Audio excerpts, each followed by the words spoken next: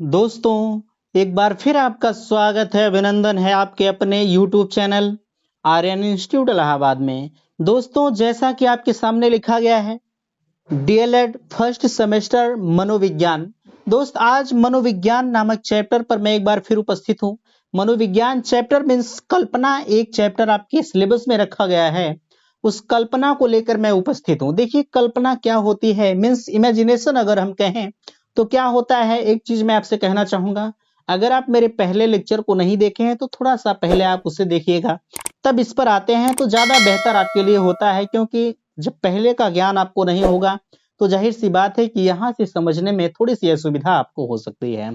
ठीक है, तो देखिए, मैंने हैंड राइटिंग में नोट्स बनाया है आपके सामने, पहले भी आपने देखा, आपको पढ़कर मजा आया। तो चलिए देखिए, यह कल्पना और इमेजिनेशन क्या होता है, जरा सा आप विचार करें। कल्पना क्या हो सकती है? कल्पना, आप किसी चीज के बारे में जब सोचते हैं और विचार विचार करते हैं, जैसे हम कहें आपसे, यही मेरा मार्कर है, अगर हम कहें आप मार्कर के बारे में थोड़ा सा कल्पना करें कि यह मार्कर क्या हो सकता है।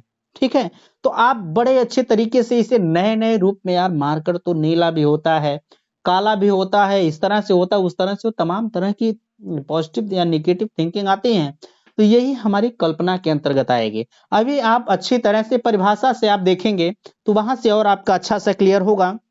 देखिए, पहला लिखा गया है कि कल्पना एक मानसिक क्रिया है जिसमें विगत अनुभवों के या उनकी वस्तुएं, ठीक है, वस्तुओं को जो हमारे सामने नहीं होती हैं, ठीक है, जो हमारे सामने नहीं होती हैं, नए नए रूप में संगठित करके उनका पुनः स्मरण करते हैं। अतः किसी वस्तु या अनुपस्थिति में उसके नए रूप में मानसिक चित्रण ही कल्पना है। ठीक है, स्पष्ट रूप से कहा जा रहा है कि अगर कोई चीज आपके सामने नहीं है, जैसे अगर हम आपके घर में ही किसी की बात करें, जैसे अभी आपके घर में कोई बाहर चला जाता है तो आप उसके बारे में सोचते हैं, यार वो तो ऐसा था, इतना अच्छा आदमी था, क्या बताएं वो चले गए। हाँ, तो इसी तरह से तमाम तरह की पॉजिटिव नेगेटिव थिंकिंग आती है। जब आप यही चीज सोचते हैं तो यही हमारी कल्पना के अंतर्गत आती है। एक बार फिर से आप सुनेंगे, कल्पना एक मानसिक क्रिया है जिसमें विगत अनुभवों या उसके वस्तुओं को जो हमारे सामने नहीं होती हैं, वो तो आपके सामने है नहीं, जिनके बारे में आप सोच रहे हैं, नहीं होती हैं, नए रूप में संगठित करके उनका पुनः स्मरण करते हैं। अतः किसी वस्तु की अनुपस्थिति में उसके नए रूप में मानसिक चित्रण ही क्या है? कल्पना कहलाता है। ठीक है, चलिए, महत्वपूर्ण परिभाषा दी गई है। देखिए, आप सोचते होंगे, यार बार बार परिभाषाएं टपक पड़ती, हम क्या करें। देखिए भैया, अगर आपको मनोवैज्ञानिक पढ़ना, सॉरी, अगर आपको मनोविज्ञान पढ़ना है तो परिभाषा से आप भग नहीं पाएंगे। यह प्रबल सत्य है एकदम। ठीक है, अगर आप सोचते हैं कि नहीं मैं परिभाषा से भग जाऊंगा, तो यह आपके लिए बिल्कुल असंभव है। आप परिभाषा से कहीं नहीं जा सकते हैं। जब तक आप टेट सीटेट सुपर टेट नहीं क्वालिफाई हो जाते ना, तब तक परिभाषा आपका पिंड नहीं छोड़ेगा, ये जान लीजिएगा। ठीक है, आगे चलिए। देखिए, पहली परिभाषा के अंतर्गत आता है कि मैकडूगल के अनुसार, मैकडूगल कहते हैं कि हम कल्पना या कल्पना करने की उचित परिभाषा प्रत्यक्ष बातों के संबंध विचार करने के रूप में कह सकते हैं। यानी हम कल्पना या, सुनिएगा, हम कल्पना या कल्पना करने की उचित परिभाषा अप्रत्यक्ष बातों के संबंध विचार करने के रूप में दे सकते। अप्रत्यक्ष बातें मीन्स जो प्रत्यक्ष या सामने न हो, ठीक है, उसके ऊपर विचार करने के लिए इन्होंने कहा कि बातों पर विचार करने के लिए करने के रूप में कह सकते हैं। इस परिभाषा से धीरे धीरे स्पष्ट हो रहा है। आगे अभी और भी जो है कल्पना के रूप में आएंगे, कल्पना क्या होती कैसे, तो आगे आप समझिए। देखिए, कल्पना एक छोटा चैप्टर है, हमें लगता है कि 10-12 मिनट का जो यह क्लास आज का होगा आपका। आगे लिखा गया है कि रायबर्न के अनुसार कल्पना वह शक्ति है कल्पना वह शक्ति है जिसके द्वारा हम अपनी प्रतिमाओं को नए रूप में प्रयोग करते हैं। अभी मैंने आपसे कहा कि कल्पना करके आप तमाम तरह के उनके बारे में नई नई चीजें सोच सकते हैं कि नहीं, अगर हम इसे ऐसा करते हैं तो इस तरह से हो सकता है। तो यही कहा जा रहा है कि कल्पना वह शक्ति है जिसके द्वारा हम अपनी प्रतिमाओं को नए रूप में प्रयोग करते हैं। मीन्स किसी भी चीज के बारे में अगर आप कल्पना करते हैं तो उसे आप अपने ढंग से, जैसे हम अगर कहें आपसे कि आप कल्पना नामक चैप्टर को पढ़िए, तो आप बिल्कुल कल्पना नामक चैप्टर को पढ़ेंगे। लेकिन जब आएगी कि परीक्षा में लिखने की बारी, तो आप अपने स्वयं के दिमाग से लिखेंगे, ऐसा नहीं कि आप रटी रटाई चीजें लिखेंगे, ठीक है। बहुत से लोग हैं, उनके रटने की क्षमता ज्यादा होती है, तो थोड़ा सा रट डालते हैं, लेकिन इतनी मोटी मोटी बुकें होती हैं कि सबको रटना असंभव होता है। तो हर एक विद्यार्थी जो होता है वह कल्पना करता है, और कल्पना करने के बाद स्वयं अपनी लैंग्वेज में लिखना प्रारंभ करता है, वह उसके लिए बेहतर होता है, ठीक है। आगे देखिए, एक नाम आया बोरिंग एवं अन्य। अभी मैंने आपको पिछले लेक्चर में कहा था कि आप इस तरह से नाम बना लेंगे, छर्रे के अनुसार, प्याली के अनुसार तमाम नाम बन जाते हैं, कोई दिक्कत नहीं है यार। जो आपकी कॉपी चेक करेगा ना, उसको भी इतना ज्ञान नहीं होता है कि यह नाम हो सकता है कि नहीं हो सकता है। कहेगा कि चलिए ठीक है, अगर 2 नंबर का है, अगर 2 नंबर का क्वेश्चन है तो 1 नंबर तो दे ही देगा, अगर आप परिभाषा थोड़ा सा सटीक लिखे हैं तो। और जब परिभाषा ही गलत लिखे हैं और नाम तो गलत है, ये है जब परिभाषा गलत लिख देंगे तब तो गलती हो जाएगा, ठीक है। आगे कह रहा है बोरिंग एवं अन्य के अनुसार कल्पना की सामग्री स्मृतियां हैं, ठीक है। कल्पना की सामग्री स्मृतियां हैं, इसमें वास्तविक और अवास्तविक का सृजन किया जाता है। यानी अभी आपने देखा कि ये कह रहे कल्पना की सामग्री स्मृतियां हैं। स्मृतियां क्या होती हैं? स्मृति, उनकी स्मृति में ये बनवाया गया, उनके याददाश्त में ये बनवाया गया, ठीक है। आप इससे समझेंगे, इसमें वास्तविक और अवास्तविक का सृजन होता है, बिल्कुल होता है।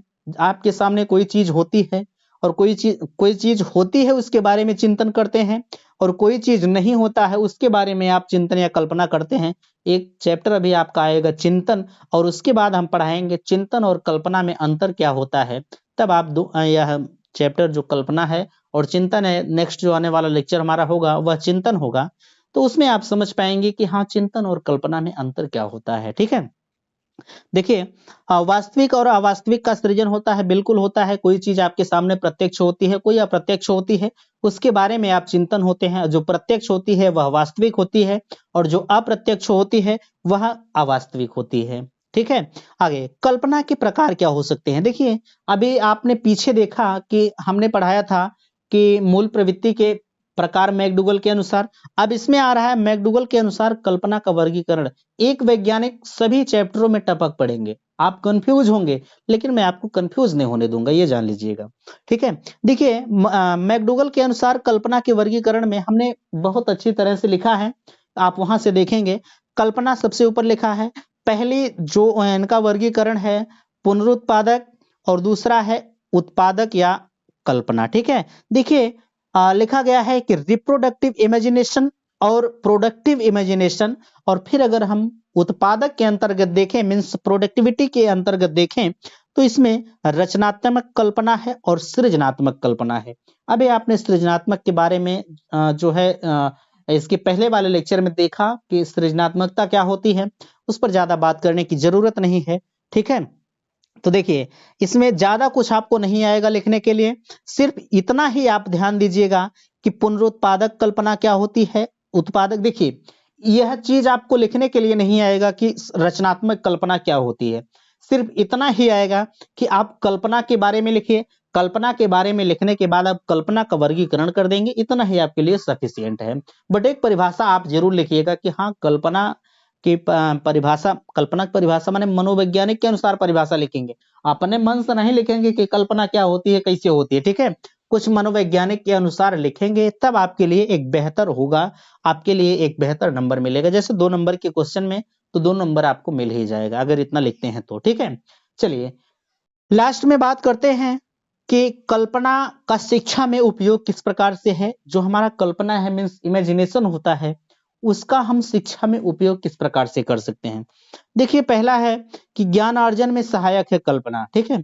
ज्ञान अर्जन में सहायक है कल्पना, क्यों?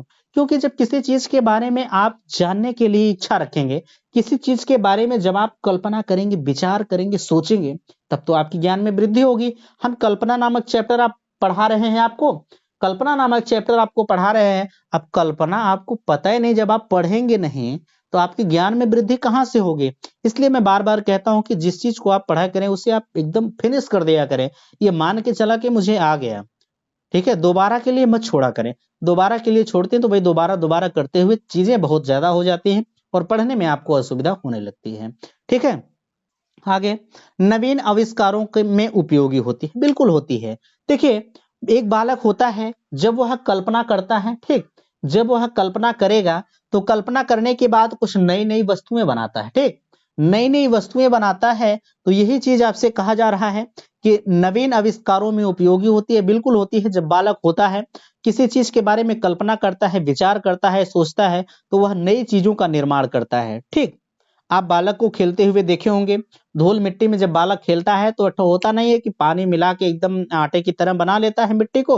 तब मिट्टी को जब आटे की तरह बना लेता है तो तमाम तरह के, कहीं उसमें बेलन बनाता है, कहीं चूल्हा बना देता है, कुछ बना देता है। तो वह क्या होती है, वह कल्पना करता है कि बालक हम बेलन कैसे बनाएंगे, चूल्हा कैसे बनाएंगे। अगर हम इस तरह से करते हैं, इस तरह से कर देते हैं और बीच में यहाँ एक डंडे लगा देते हैं तो यह हमारा बेलन हो जाता है। इस तरह से वह विचार करता है और विचार करते करते लास्ट में उसका बेलन तैयार हो जाता है।